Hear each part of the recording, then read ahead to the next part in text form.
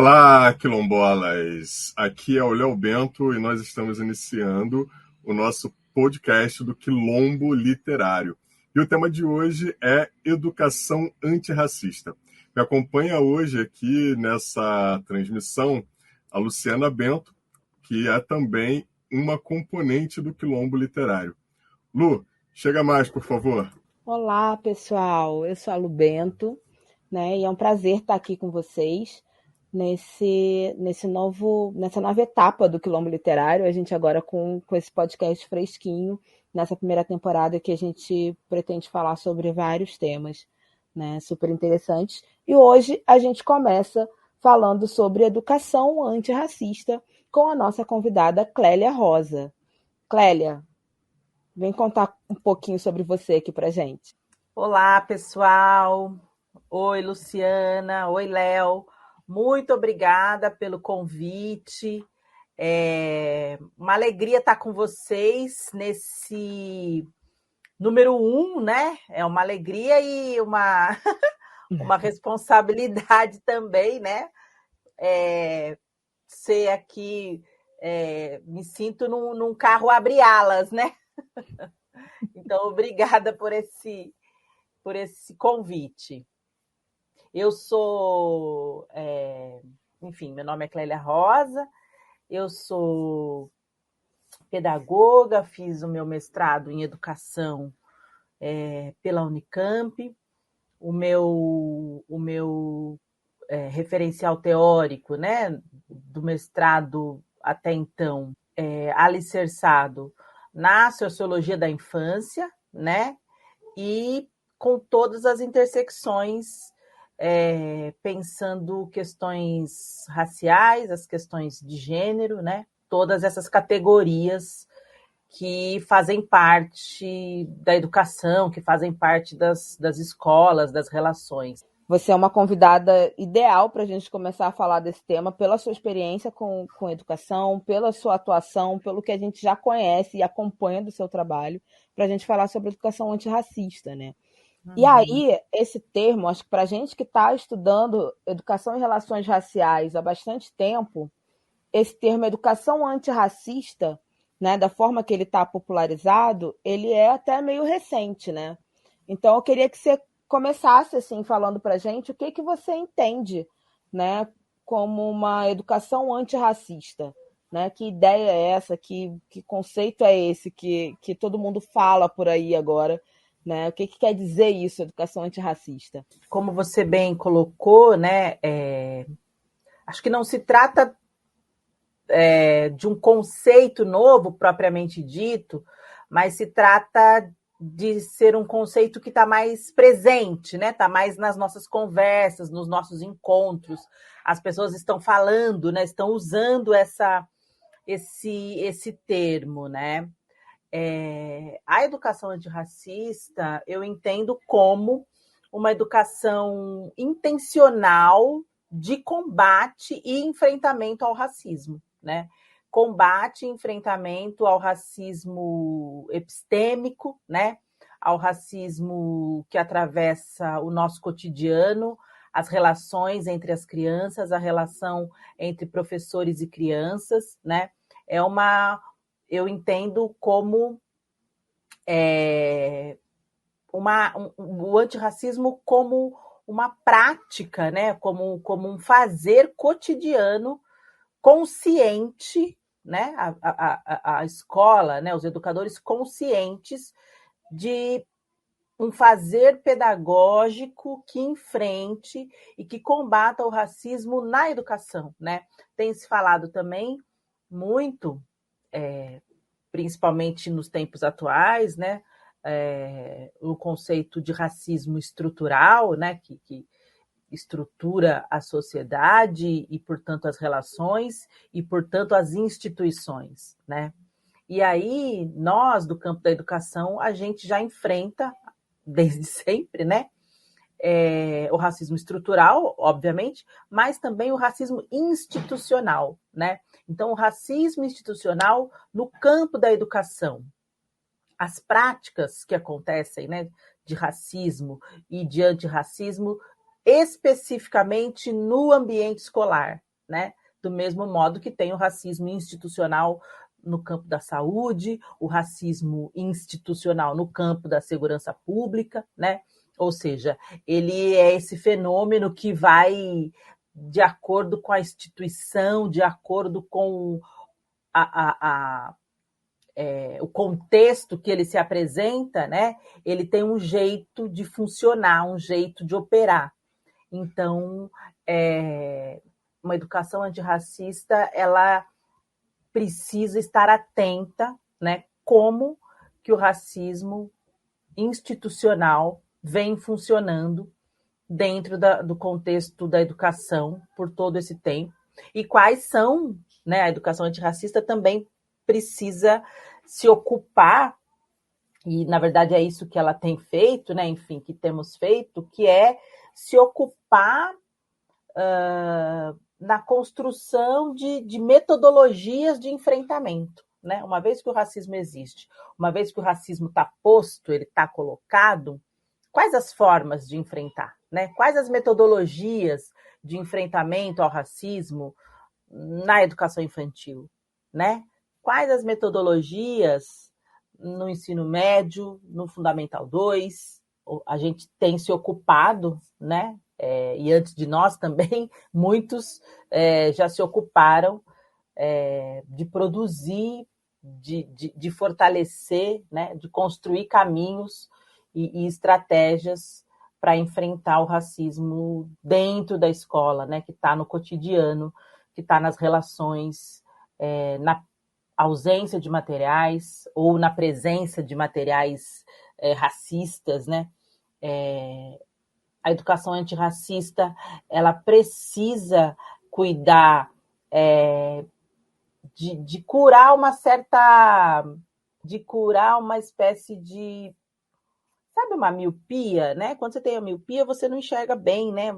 Você tá vendo, mas você não está enxergando, né? Tem um embaçado, tem alguma coisa ali que você não consegue ter a visão nítida, né? Do que está na sua frente, né?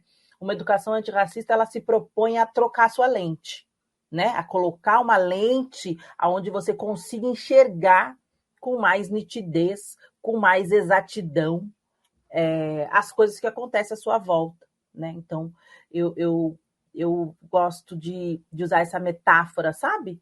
Desse acessório óculos, né? A gente precisa atualizar essa lente, porque a lente que a gente tem até então, ela não tem dado conta, né? Às vezes as coisas estão acontecendo na nossa frente, né? Ai, mas eu não vi. Ai, mas não percebi. Ai, mas será que é? Será que não? Ai, acho que sim. Acho que você exagerou. Não, mas eu não vi assim, mas eu não vi. Então, acho que essas coisas que a gente ouve, que a gente enfrenta, né, no cotidiano, tem a ver com isso, né? Com uma visão ainda muito embaçada, né? Muito turva, né? De situações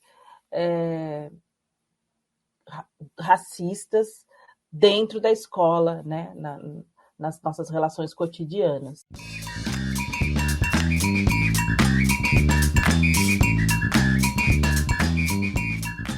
Clélia, dando continuidade aqui no nosso bate-papo, eu queria te fazer uma pergunta, né? A partir do que a gente sabe, né, que você vem fazendo, né? A gente sabe que você vem, né, trabalhando já há algum tempo na formação de professoras e professores, né? Vem atuando nessa perspectiva de construção, né, de uma possibilidade de educação antirracista nas escolas.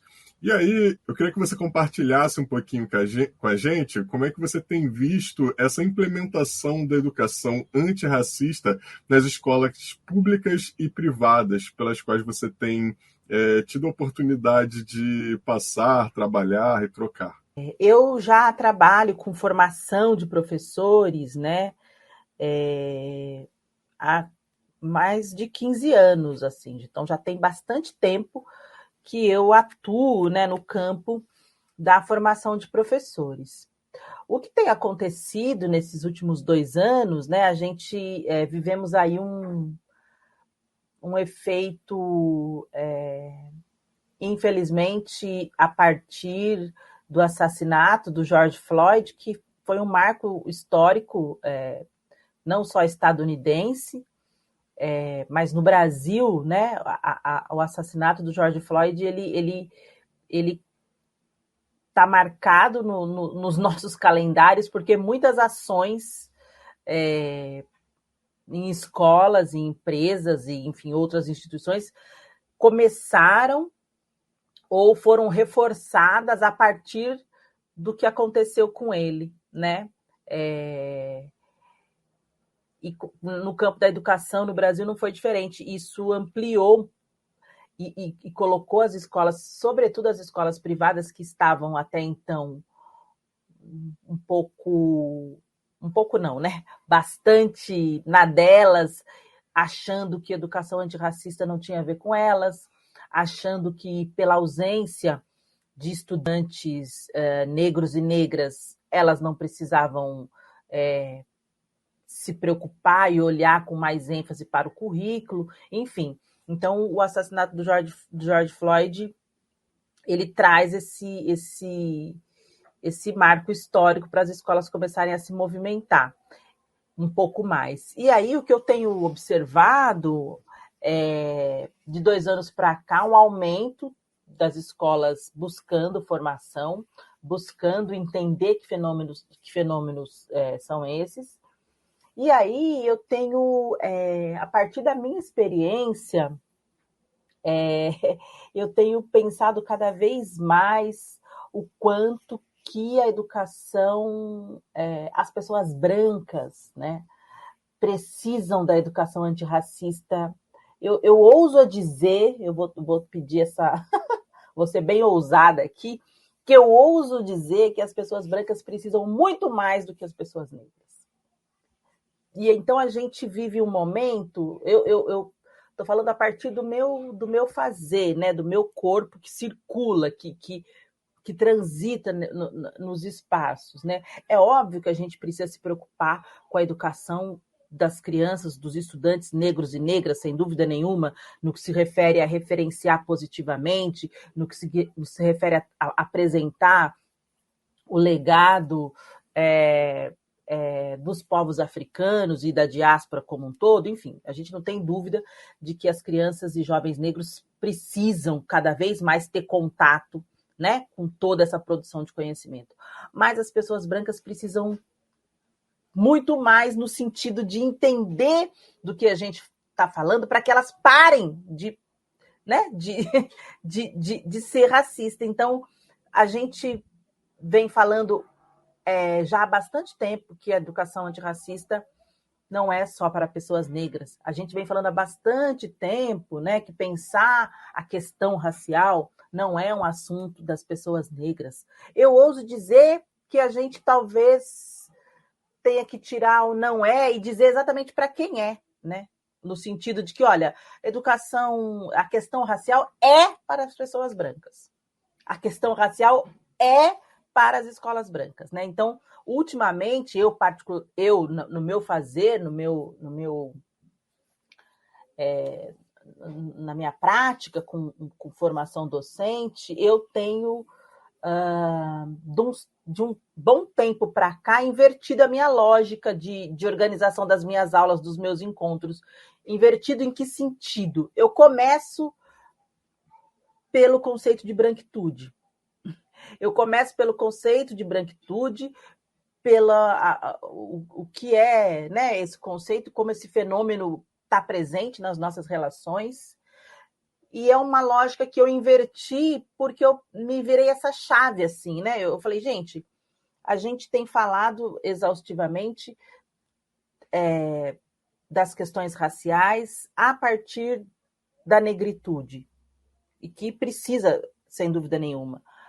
Mas eu propositalmente tenho invertido, falo, não, nós vamos falar de questões raciais. Então as pessoas esperam que eu chegue lá falando sobre as questões das pessoas negras, né? E eu já começo falando, então, questões raciais, aula 1, branquitude. Inverto a lógica, né, do que nós estamos falando e quem são vocês, quem são, né, nós todos aqui, qual o nosso papel, eu no meu lugar, você, né, sendo branco, sendo, enfim, qual é o papel de cada um de nós nessa questão que é extremamente complexa, extremamente delicada, né? Mas eu tenho me convencido e tenho pensado muito nisso, sabe? Nos últimos tempos, a partir das experiências vividas e a partir dos estudos, das leituras, enfim, do diálogo aí também, né? Com as pessoas, os intelectuais que têm produzido conhecimento, né? De que a educação antirracista é para as pessoas brancas. E para as pessoas. Estou invertendo, né? Não é para as pessoas negras e pessoas brancas, é o contrário. É para as pessoas brancas e para as pessoas negras também, né? Nunca deixou de ser. Eu acho que a gente precisa virar essa chave. E aí, nas escolas, né? Nem sei se eu fugi da pergunta que vocês fizeram, eu tenho um pouco essa característica. Não, continua, que tá ótimo. Eu dou uma fugida. Só um ponto. Eu acho que isso que você trouxe de trazer as pessoas brancas para o centro da discussão, porque elas precisam se identificar racialmente também. Claro. Né? É algo que a gente tem percebido, eu acho que esse marco que você trouxe do George Floyd, né, foi uma coisa que trouxe as pessoas brancas para o centro, né? Sim. Trouxe as pessoas brancas de, olha, vocês são as pessoas que são racistas. Né? São vocês que estão matando, são vocês que estão excluindo. O que vocês estão fazendo quanto a isso? Né? Então, trazendo essa implicação, e eu acho que quando a gente discutia sobre a perspectiva de questão racial, relações raciais, né, as pessoas brancas viam tudo isso com mais distanciamento. Sim. Eles vinham como, essa espectadores. Coisa do outro, né? Tudo bem, vamos ouvir sobre vocês, o outro, o negro, aquele que está lá. Né? E agora não, assim, tipo, olha, a pessoa negra não está lá porque vocês estão fazendo alguma coisa para ela não estar aqui. Exato. Né? Exato. Então, o que vocês estão fazendo e como é que vocês param de fazer isso? Né? Eu acho que a gente chamar, está nesse lugar, chamar a responsabilidade. Né? Chamar para o centro do debate. Você não é o espectador. Né? Você é um sujeito ativo da questão racial. Porque é exatamente isso, né? É como se ficasse num lugar de deixa eu entender o que essas pessoas estão vivendo. Como se o que essas pessoas estão vivendo não tem a ver comigo, assim, diretamente, né? Então, acho que esse exercício que eu entendo como fundamental de chamar para o centro da discussão, né? E houve uma confusão também de conceito, as pessoas repetindo palavras sem saber o que significar, o significado, vamos repetir porque está todo mundo falando, então vou falar também. Então, eu gosto também, cada vez mais, de colocar as pessoas, enfim, para o centro da discussão e com uma ênfase dizendo que essas pessoas... elas precisam assumir o lugar de fala delas, porque elas têm lugar de fala, enquanto pessoa branca, né? Porque também ficou muito, eu não posso falar sobre esse assunto porque eu não... Não, você pode falar, você deve falar a partir do seu lugar, né? Então, acho que é uma urgência também, né? Da gente ir colocando os conceitos nos devidos lugares, né? Assim, olha, gente, não dá para você se exima, não vou falar sobre isso porque eu não tenho o que falar. Você tem o que falar a partir do seu lugar, né? Você tem o que falar até no sentido, eu não sei o que fazer. Talvez a sua fala, dependendo da situação, dependendo, né, do contexto, seja isso, dizer, olha, eu não sei o que fazer, né? E aí, desculpa, Léo, você ia falar? Não, Clélia, eu acho que é super importante isso que você está trazendo, né? Porque a partir desse momento, né, que esse conceito do lugar de fala ele foi exposto, eu também percebo que muitas pessoas se colocaram no lugar de que é uma situação do negro, né? É uma situação da mulher negra, né? Então eu não tenho lugar de fala para me expor, né, sobre essa temática, logo é a pessoa negra que vai falar. E aí também existe uma armadilha nesse conceito, né? Porque quando esse lugar de fala ele é trazido a partir de uma perspectiva essencialista, a gente vê o que aconteceu aí com pessoas negras que assumiram determinados lugares aí, instituições, né, de poder, e Exato, que exato, não trouxeram nenhuma exato, discussão que fosse no sentido de manutenção de direitos ou de ampliação de direitos. Muito pelo contrário, foi exato. servindo, né, a branquitude. Então, assim, o lugar de fala, da forma como ele foi inserido no contexto brasileiro, ele serviu de forma negativa para a população negra de duas formas, né? Uma que era a pessoa negra se apropriando do discurso racista, né? E a outra que foi o branco se eximindo, né, da discussão, né? Enfim. Nesse lugar de que ele, como se ele não pudesse falar, né? E o contrário, você pode falar, não por mim, né? Mas fale por você a partir da sua experiência, a partir do seu lugar, né? Então, uma Exatamente confusão. isso. O conceito ele é importante, né? É um problema que nós temos mesmo, grande, que é da compreensão, né? Está no campo da compreensão de texto, né? Da compreensão conceitual, né? É um problema mesmo de base, mesmo de compreensão. E aí, Gente, eu já fiquei empolgada com o rumo dessa conversa e eu acho que super daria a gente ter aí no futuro um episódio sobre o lugar de fala, que eu acho que é um tema muito interessante para trazer no podcast e a gente discutir também sobre isso. Então, se vocês tiverem a fim de que a gente fale também sobre o lugar de fala, né, escreve para a gente no Instagram, manda mensagem para a gente também construir esse episódio.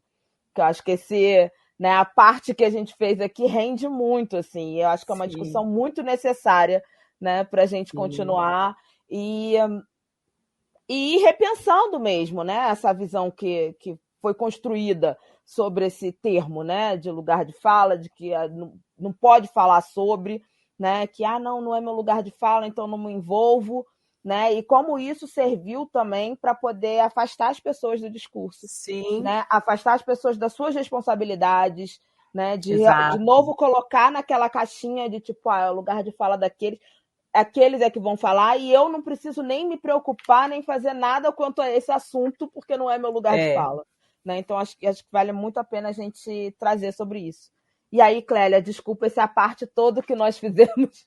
A gente faz a pergunta e depois a gente fica mudando de assunto, né? Não mudamos do assunto, não saímos do assunto. Tudo isso que a gente está falando atravessa o tema. Falar de educação, né, não pode ser, né, não sei se pode, mas não deveria, né, e a gente acho que vai muito de maneira assertiva, que não é uma pauta rígida, engessada, né? Pelo contrário, né? Ela é uma pauta que muitas coisas atravessam, porque a educação é a base de tudo, né? Então, assim, os assuntos eles vão entrando porque eles têm lugar para isso, né? Então, acho que a gente não saiu da pauta. E aí, uma coisa que eu estava pensando sobre as escolas, né? Da pergunta que vocês fizeram, que como é que eu tenho sentido a educação antirracista nos últimos tempos, nas escolas, enfim, nos espaços e tudo mais, a percepção que eu tenho é que aumentou-se, né, nas escolas, por exemplo, as materialidades, né? Então, aumentou-se o acervo das bibliotecas dessas escolas aumentaram, né? O acervo, aumentaram a compra de brinquedos, de bonecas e de outros materiais, né? Que remetem à cultura afro-brasileira, que remetem até mesmo à cultura de alguns países africanos, enfim. As materialidades, elas têm chegado mais, elas aumentaram de volume, né? Vamos dizer assim. Entretanto, as materialidades, elas não têm um poder mágico, né? Elas não vão só ter o brinquedo. só ter a boneca, só ter uma estante de livros ali na cara da biblioteca, gente, né? Ela precisa da gente, assim, precisa ter uma pessoa, né? Intencionalmente interagindo com os estudantes e com as materialidades. Então, eu tenho sentido, observado, e o meu foco de trabalho é como é que a gente se relaciona com essas materialidades. Então, não basta você ter 50 bonecas, essas bonecas estão ali jogadas e você... Qual é o seu papel na hora de propor uma brincadeira com essas bonecas? Né? Que personagens que essas bonecas se tornam, né? A partir da sua mediação enquanto educador, né? Qual é a sua mediação enquanto educador na hora de apresentar um livro, né? Um livro... Porque eu tenho visto muito uma coisa assim... é um livro de um autor negro e que tem que ter personagem negro. Então fica assim. Momento agora de desabafo, vou aproveitar para colocar toda a minha raiva para fora. Que é assim... mas é um livro com um personagem negro, autor negro. Tá, mas a história fala sobre o quê? Não tem narrativa, ou seja, tá preso na narrativa. Bom, se tem um personagem negro, se foi uma pessoa negra que escreveu, tudo bem. Mas e a história? A narrativa? O contexto, né? O que ela está apresentando, né? Às vezes você coloca um livro que tem uma personagem negra, mas você está... o contexto é totalmente desfavorável para a gente. Não é só que é desfavorável para a gente também, mas às vezes é desfavorável para aquela criança, para aquele grupo daquela faixa etária, porque as crianças não estão interessadas nesse tipo de assunto, por exemplo. Então não é porque um personagem é negro e foi um autor negro que, né, caiu que aqui. Faz sentido, que faz sentido para aquele grupo de alunos, para aquele momento escolar, sabe, daquele momento. Exato. Então, assim, como é que trabalhar com os educadores para que tenham essa percepção de que, olha, o material, ele precisa de uma mediação, ele precisa de uma intenção. As crianças, elas querem histórias enfim, dependendo do grupo, elas querem histórias de aventura, elas querem histórias de ciência, elas querem histórias de terror, elas querem histórias, né? Histórias, esse universo maravilhoso das histórias. Então, é procurar boas histórias, né? Boas narrativas que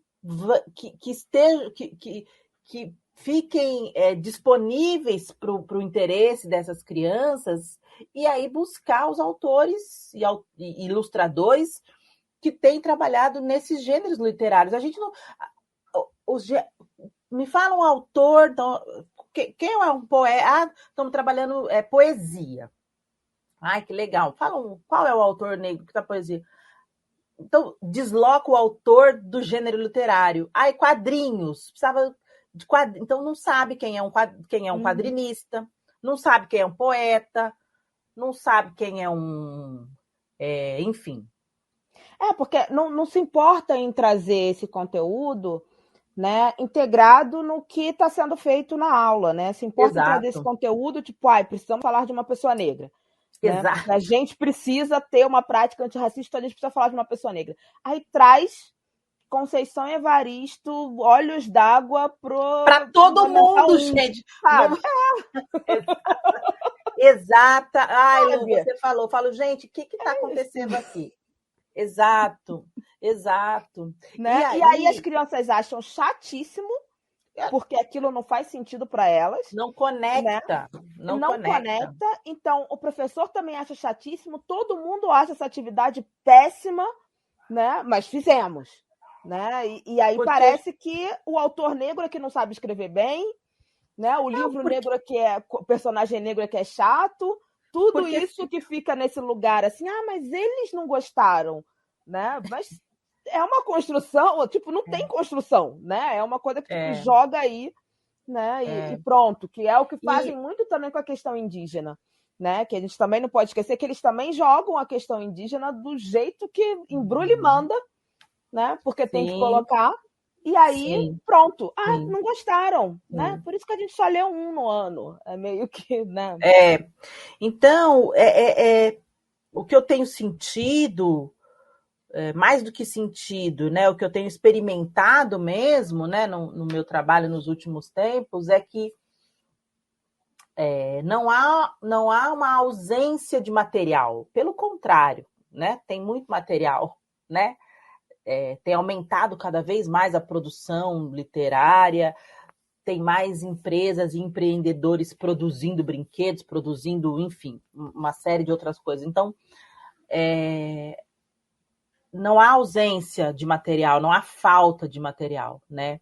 Mas o que precisa é investir nessa formação no sentido de como é que você se relaciona com esse material, né? E uma questão também que eu tenho observado no campo da literatura é que alguns lugares, às vezes as professoras, os professores, enfim, alguns deles não se relacionam com autores negros na sua leitura individual, na sua enquanto pessoa, né? Então você, enquanto é como se eu, Clélia, né, por exemplo, não leio nada de nenhum autor negro. Para mim, de literatura adulta, não leio nada. Eu continuo lendo os meus clássicos eurocêntricos, né, lendo os meus autores estadunidenses brancos, brasileiros brancos, continuo lendo, mas para as crianças eu quero trazer um. Eu preciso, porque está colocado na escola que eu tenho que trazer um autor. Então, esse distanciamento também do eu indivíduo, né, da minha prática, do meu. Então, assim, se eu não leio, não me relaciono com uma literatura, com uma narrativa, para mim, eu acho que fica mais difícil me aproximar de uma maneira mais. Eu não sei se isso é um preciosismo da minha parte, pode ser também, né?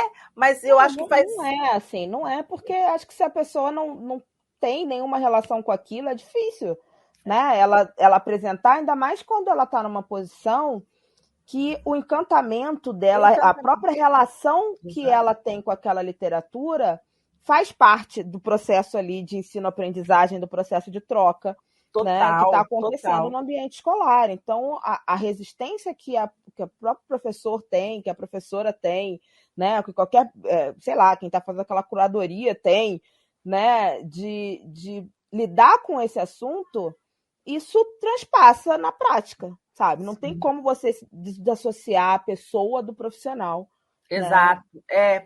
Então, Então são são todas essas nuances, né?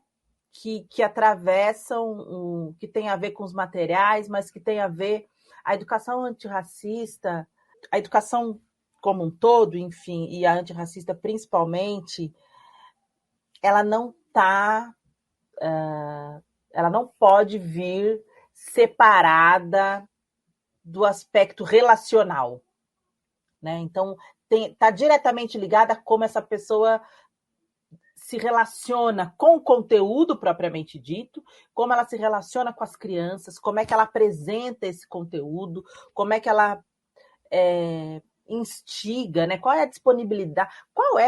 Acho que é essa pergunta, né? Talvez, né? Qual é a disponibilidade das pessoas? Porque a gente fala qual a disponibilidade da escola, mas é isso, a escola é feita por pessoas, né? São as pessoas que fazem a escola. Então, qual é a disponibilidade de 0 a 10, né? Se a gente tivesse um termômetro, né? Qual é a disponibilidade das pessoas com as suas subjetividades, né? Com as suas questões? Qual é a disponibilidade que as pessoas têm para se relacionar efetivamente? E aí, se relacionar efetivamente, nós sabemos, né? Tem a dor e a delícia, né? Porque você vai se deparar com o seu não saber. Puxa, eu não sei isso. Nossa, estava indo por esse caminho que não tem nada a ver, mas agora, e agora? Eu não sei isso. Me perguntaram isso, me falaram aquilo, o menino falou não sei o que lá, e agora? Né? Você vai lidar com o seu não saber. Então, o quanto que tem de disponibilidade para se relacionar, né? Quando eu fico falando sobre educação que tem a ver com essa relação, não é só uma coisa superficial, é porque eu acredito muito assim, senão não faz sentido, né? Senão não conecta, sabe? Não cola. E aí o que nós precisamos é de pessoas engajadas, né? De pessoas, mas a gente precisa cada vez, para fazer uma educação antirracista de verdade, sabe? Sem ser essa da propaganda, sem ser essa né, para lacrar nas redes, precisa ter disponibilidade afetiva, disponibilidade subjetiva, nem sei se existe esse termo, mas enfim, mas é no sentido né, olha, vou me entregar aqui e vai aparecer um monte de lacuna, mas eu vou me entregar e vou buscar, né? Vai aparecer coisas que eu já sei. Puxa, eu já sei isso. Que legal, avancei né?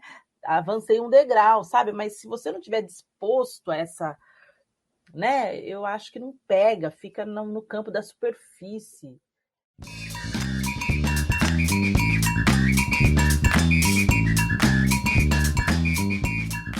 Sua fala agora é um gancho maravilhoso para a nossa última pergunta do bloco, né? Que você é o seu lema, assim, você sempre fala que educação é relação, né? E você tem um trabalho muito bacana também com a questão lúdica, né? De brincadeira com as crianças, de jogos. E educação não é só, né, restrita ao ambiente escolar, né? A educação se dá em vários espaços de aprendizagem, né? Todas as nossas relações, todos os nossos espaços são espaços educativos. E aí eu queria que você falasse um pouco também de como pode ser essa prática de educação antirracista em espaços não formais de aprendizagem, né? Para quem não está especificamente na sala de aula, mas acho que esse conceito de educação antirracista expande, né? Vai além desse espaço de sala de aula, desse espaço da escola, né? Nessa configuração formal. Sim, ela está presente em todos os espaços, né? Porque, né, até pegando esse gancho, se a gente se relaciona em todos os espaços, né? Se a gente está o tempo todo na convivência conjunta, né? Vivendo em sociedade, vivendo em coletivo, a gente está se relacionando. E aí os espaços não formais de educação, eu observo, pelo menos, aí vou falar da minha bolha, que é São Paulo, né? Enfim, gostaria de ter uma visão mais ampla do Brasil, né? Quem sabe um dia eu saio viajando por aí, mas, né, falando aqui da minha bolha, que é São Paulo, os espaços não formais, eu não gosto dessa expressão, tá? Mas aí é uma questão minha também, que eu estou trabalhando, eu sou um pouco chata, porque o que é formal, né? A partir de qual perspectiva? Quem disse? É que nem, para mim, fica meio nesse lugar do padrão. O que é padrão? Quem é que disse que é padrão, né? Mas, enfim, isso é assunto para outra hora. Não vamos entrar nessa. Não vamos mexer nessa gaveta agora, deixa ela fechadinha aí. Mas os espaços, esses outros espaços de educação fora da escola, pelo menos aqui em São Paulo, eu observo que tem dado passos importantes, assim, né? Sobretudo porque são espaços que transitam as linguagens artísticas estão muito presentes nesses espaços, né? Então, o campo das artes, que é um campo, enfim, extremamente amplo, né? Música, literatura, teatro, dança, enfim, corpo e etc. e tal, essas linguagens artísticas múltiplas, elas estão muito mais presentes nesses espaços, né? Do que até do que no espaço da escola, né? O espaço da escola tem essa formalidade, né? Essa coisa formal, né? E muitas vezes enrijecido, né? por conta de uma série de demandas e de conteúdos que precisam dar conta desse currículo que é imenso, né? Diferentes áreas do conhecimento, diferentes disciplinas, enfim, uma série de coisas que precisam acontecer dentro ali das paredes da escola. Então, os espaços de educação não formal, eles têm uma importância gigantesca, porque eles fazem o seu papel de educação e, ao mesmo tempo, complementam, né, a nossa educação, porque a gente está aproveitando o que esses são educadores, muitas vezes, de diferentes áreas, de diferentes campos do saber que atuam nesses espaços, né, trazendo aí suas linguagens, trazendo aí as suas experiências. Então, esses espaços, eles têm uma importância gigantesca, assim, para ampliar o repertório cultural, ampliar o nosso repertório, enfim, imagético e nos coloca, na maioria das vezes, para experimentar linguagens e experimentar, apresenta o conteúdo de um jeito muito gostoso, de um jeito muito acessível, sabe? Então, nesse sentido, amplia o nosso conhecimento e amplia o que a escola faz também, né? Então, os espaços, eles são espaços fundamentais. O que precisa é ampliar cada vez mais as políticas públicas, né, para o campo aí da cultura, né, enfim, para que esses espaços se multipliquem, para que aumente a contratação de profissionais, de artistas e de uma série para que, de fato, esses espaços cumpram o seu papel, né, de poesia, de promover encontros de diversas linguagens, né? Eu considero esses espaços fundamentais para a educação e para mim, assim, é uma educação tão importante, tão fundamental, que ela é formal no sentido da sua importância, sabe? Então ela tem um lugar de importância e por isso que eu acho que não é não formal, pelo contrário, ela é formal, porque ela tem um papel importantíssimo que compõe com a educação dentro da escola.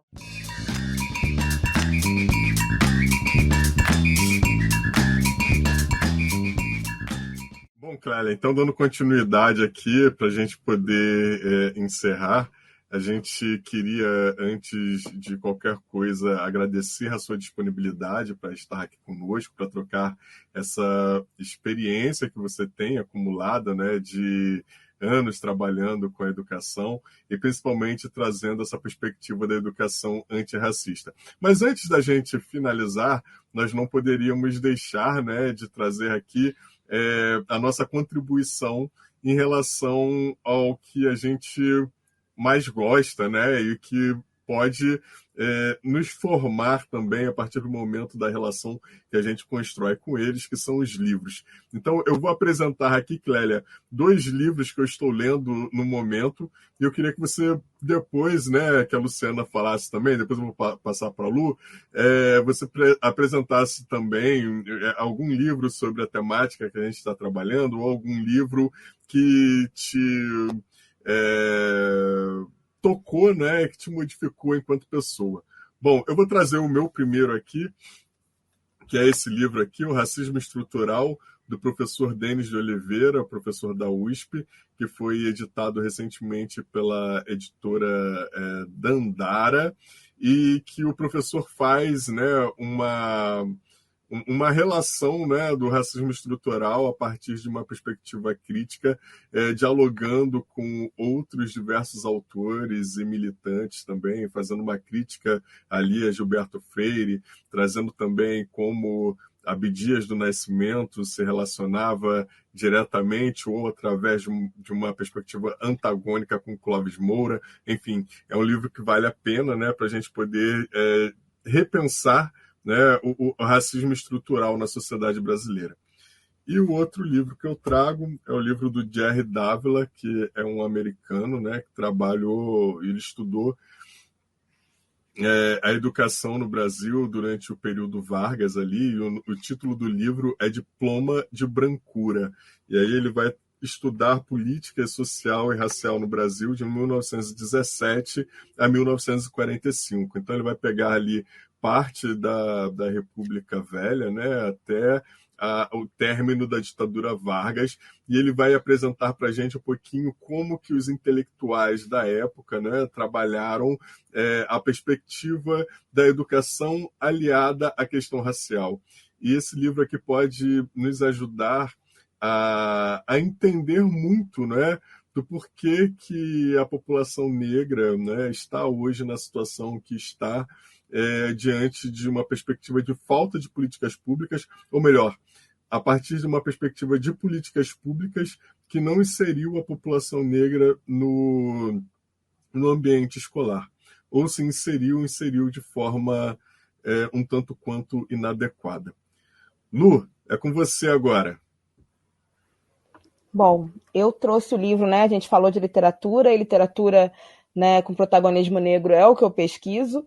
Então, acho que esse livro tem tudo a ver com o nosso assunto de hoje, que é a temática da cultura africana e afro-brasileira na literatura para crianças e jovens, da professora Eliane Debus, né? E aqui nesse livro ela analisa a produção de 4 escritores negros brasileiros que costumam escrever literatura infantil, né? Então ela vê texto do João Rufino dos Santos, do Rogério Andrade Barbosa, Júlia Emílio Braz e da Georgiana Martins.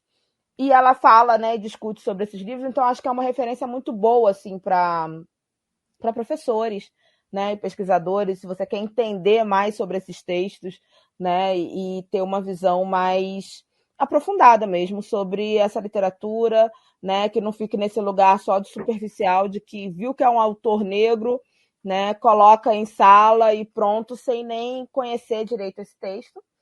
E um outro que é uma tradução, é o livro da Tiffany Gill, que esse livro é antirracista e é um livro com uma pegada muito jovem, né? Ele é todo ilustrado, sabe? Ele é bem bacana, assim, e ele traz uma explicação bem simples, uma linguagem muito simples sobre o que é antirracismo, né? Então, acho que isso que a gente conversou aqui, se as pessoas quiserem se aprofundar, entender melhor, ainda tiver dúvida sobre conceitos, sobre palavras, sobre todo esse universo, né, que a gente tem discutido cada vez mais quando a gente está falando de antirracismo, de relações raciais, acho que esse livro aqui é bem bacana, assim, para um começo, assim, acho que ele é bem legal.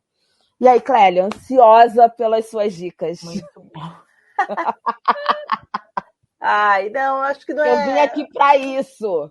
Dicas da Clélia, o que eu tenho que ler? Bom, para nós, profissionais do campo da educação, não só, mas primordialmente para nós, profissionais do campo da educação, a gente precisa tomar contato com as produções da intelectual professora Nilma Lino Gomes.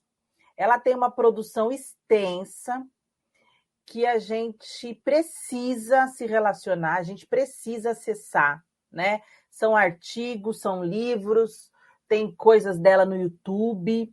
Então, esses dias eu estava conversando com uma colega e eu falei assim, ela falou, ai, Clélia, queria ver o que está sendo produzido novo, não sei o que lá. E a gente ficou numa conversa, e aí eu falei assim, gente, mas e o que já foi produzido, que a gente não leu, que a gente não se apropriou, que a gente... Tem material, essas pessoas pavimentaram, sabe? Já pavimentaram, então... A professora Nilma, ela é uma dessas pessoas, então, assim, não estou com nenhum livro dela nesse momento aqui comigo, mas estou na escola, mas recomendo vivamente, assim, que a gente, né, se aproxime, se reaproxime da produção dela, que é uma produção fundamental para a gente pensar escola, para a gente pensar currículo, para a gente pensar o jeito que a gente aprende e que a gente ensina sobre relações raciais, assim. Então, é uma referência importantíssima. E aí, de livro que eu tenho aqui, que eu já li, enfim, que eu quero recomendar, é esse da Bell Hooks, Ensinando a Comunidade, Uma Pedagogia da Esperança, né? É um livro muito gostoso da Bell Hooks, enfim, com a pegada, né, dela.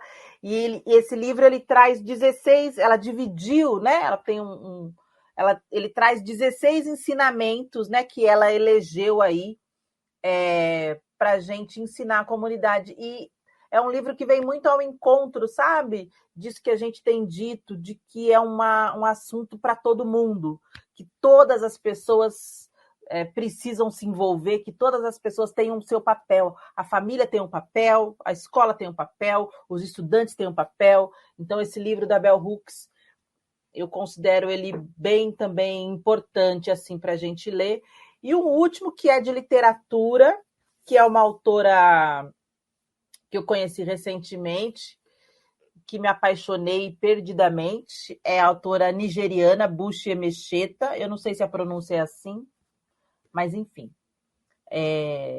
A Buchi Emecheta é uma autora nigeriana e que tem vários livros, e esse livro em especial, Cidadã de Segunda Classe, ela vai contando a história dela na Inglaterra e do como que ela muda a vida a partir de um trabalho que ela tem na biblioteca, né? Então, como que a educação para ela, trabalhar na biblioteca, né? Enfim, tá ali nesse universo dos livros, foi fundamental para a vida dela. Enfim, meio autobiográfico, foi uma grande companheira, a personagem desse livro foi para mim uma grande companheira no auge da pandemia, e eu tenho um carinho especial a mais por ela por conta disso, porque na pandemia ficou todo mundo procurando refúgios, né? Assim, de diferentes formas, né? Então, as páginas desse livro foi um dos meus refúgios aí na pandemia, e é uma autora nigeriana incrível. Ela é Igbo, que eu acho que também é uma questão super legal para a gente se aproximar, porque a gente se aproxima e conhece minimamente, eu, né, particularmente, conheço minimamente, mas minimamente mesmo, né, um pouco da cultura iorubá, porque está mais presente, não sei se está mais presente, mais acessível, mas enfim, acaba se relacionando mais com a cultura iorubá. E tem também a cultura Igbo, que também está aqui entre nós, também faz parte, né? E que a gente precisa, enfim, tomando contato. E a Buchi Emecheta foi essa autora que me apresentou também esse aspecto. E é maravilhoso esse livro, é excelente dica. Todos os livros que a gente falou aqui vão estar na descrição do episódio, vão estar lá no nosso Instagram também, né? Então, quem quiser, quem não pegou bem a referência vai estar lá, e vai ter link para alguns livros e textos também da professora Nilma. Bom, é isso aí, pessoal. Gostaria de agradecer mais uma vez a Clélia por ter aceitado estar conversando aqui conosco. Foi de suma importância para a gente, Clélia, ter você nesse primeiro episódio falando sobre educação antirracista. Então, eu queria que vocês, né, que acompanharam, vocês que curtiram, que vocês espalhem, né, para que mais pessoas possam ouvir e que fiquem sabendo que a gente vai ter de 15 em 15 dias, né, podcasts novos aqui subindo nesse perfil do Quilombo Literário. Clélia, e aproveitar para você, como é que o pessoal te encontra, né? Onde o pessoal te acha aí, quais são os seus contatos, o que você quer deixar aí, né, de referência, se alguém quiser saber mais sobre você e acompanhar seu trabalho. Para trabalhos, para tudo, na verdade, acho que o Instagram é o melhor lugar.